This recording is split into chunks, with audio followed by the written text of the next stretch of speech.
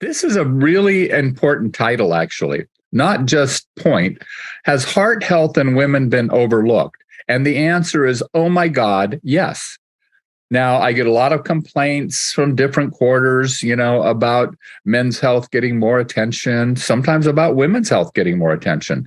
And both can be accurate. For example, prostate cancer and breast cancer occur in lockstep. So as one goes up, the other goes up. And you can just track it over decades in terms of deaths from breast cancer, from prostate cancer, and they're the same. However, the amount of money spent on breast cancer, depending on the years, have seen between 8 times higher and 17 times higher than is done with prostate cancer. However, in the vast majority of cases, I have found that it's women's health that gets the short end here and is often overlooked. And I think the area where I see that the most is in heart health. I find that there is a plethora of very good research showing that women really have as much or more cardiovascular health issues as do men.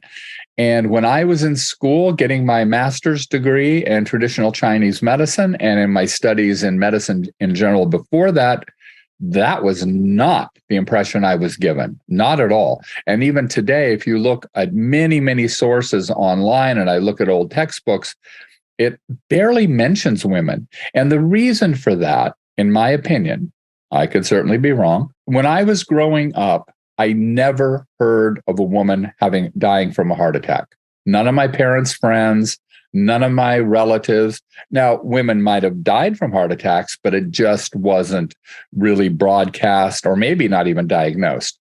The big thing was young men dying of heart attacks. And by young, I mean under 50. And a couple of my dad's friends died at a relatively young age. One of them just pulled his car over on his way home from work and died from a heart attack. And he had just been at our house a few days before that.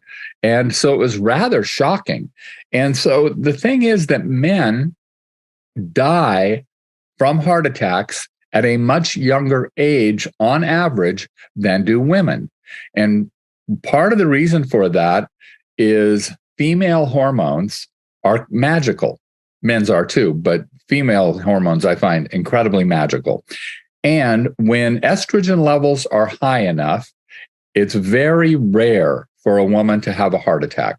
And most female heart attacks and other cardiovascular events really kick in after menopause. And if you look at the numbers of heart attacks for 40-year-old men, 40-year-old women, or 50-year-old men and 50-year-old women, you'll see a huge, huge increased number of men versus women having those heart attacks.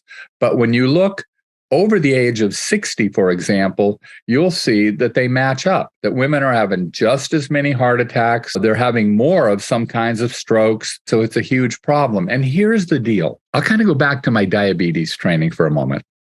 So I was taught very early on in my diabetes training that diabetes was generally not diagnosed until people had been diabetic for 10 years.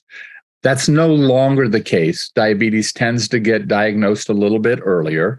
However, if you look at pre-diabetes and put that in there, and if you look at what the testing they're doing in some Scandinavian countries, showing the huge problems with pre-diabetes and suggesting that a great deal of that should already be called diabetes, you'll see that indeed it's about 10 years from the time the blood sugar starts to rise, the hemoglobin A1C starts to rise.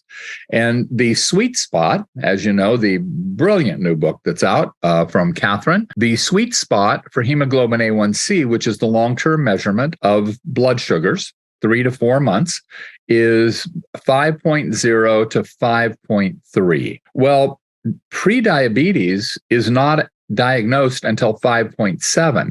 So what happens between 5.3 and 5.7? You guessed it, damage. There is damage being produced when the hemoglobin A1C is between 5.3 and 5.7. Now, 5.7 isn't even diabetes. That's 6.4. And so you're seeing a huge range there where the cardiovascular damage is being done. The precursors to heart attacks, the precursors to strokes are already being formed. And this is in men and in women.